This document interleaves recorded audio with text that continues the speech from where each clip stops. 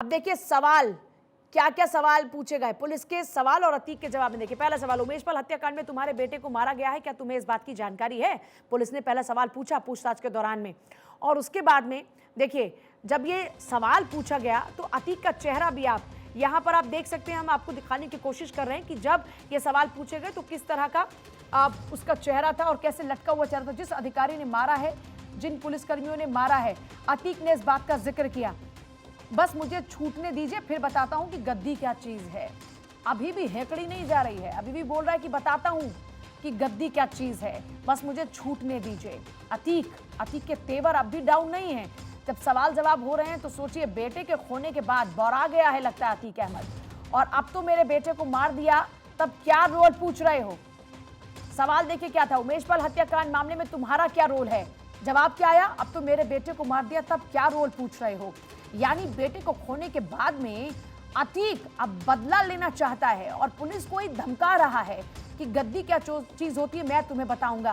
क्योंकि पुलिस ने जब पूछा कि तुम्हारा इस हत्याकांड में क्या रोल है, तो वो कहता है कि अगर मेरा कोई रोल होता तो मैं पहले ही नहीं मरवा देता जब उसने मुझसे गद्दारी की थी।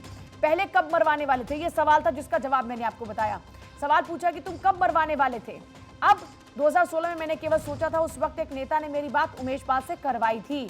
अतीक इस बात का जिक्र करता है क्योंकि पुलिस ने पूछा कि आप कब मरवाने वाले थे उमेशपाल को, 2016 में, लेकिन बात बन नहीं पाई और उसी वक्त मैंने मारने की सोची थी। मेरी उससे बातचीत हुई लेकिन वो परवान नहीं चढ़ी बात, लेकिन हालात बदल जाने के बाद मैंने उसे छोड़ दिया।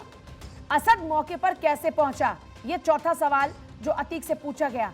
उसने कहा जवाब देते हुए असद की भूमिका को लेकर, क्योंकि उससे सवाल ये पूछा गया था कि असद कैसे पहुंचा मौके पर। मुझे कैसे पता चलेगा, मैं तो साबरमती जेल में था।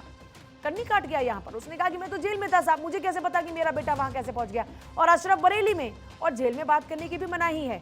हालांकि उसके कई ऐसे ऑडियोज लीक हो रहे हैं। पांचवा सवाल, गुड्डू मुस्लिम, गुलाम और सभी शूटर कैसे वहां पर पहुंचे, कैसे इस पूरे जो वारदात थी उसको अंजाम दिया, उसको लेकर भी उससे सवाल पूछा गया। तो फिर से वो गोलमोल करता रहा।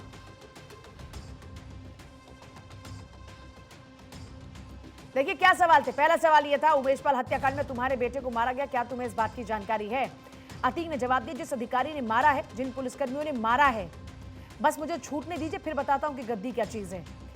दूसरा सवाल पूछा गया, उमेशपाल हत्याकांड मामले में तुम्हारा क्या रोल है? अतीक जवाब देता है कि मेरे बेटे को तो तुमने मार दिया, अब क्या रोल पूछ रहे हो। अगर मेरा कोई रोल होता तो मैं पहले ही नहीं मरवा देता जब उसने मुझसे गद्दारी की थी। पहले कब मरवाने वाले थे, फिर पुलिस ने इस पर सवाल पूछा। तीसरा, अब अतीक जवाब दे देता है कि 2016 में मैंने केवल सोचा कि मैं उसे मार दूं, लेकिन उस वक्त एक नेता ने मेरी बात उमेशपाल से करवाई और बात बन नहीं पाई, उसी वक्त मैंने सोचा कि मैं इसको मार दूंगा। फिर एक और सवाल पुलिस पूछती है, असद मौके पर कैसे पहुंचा?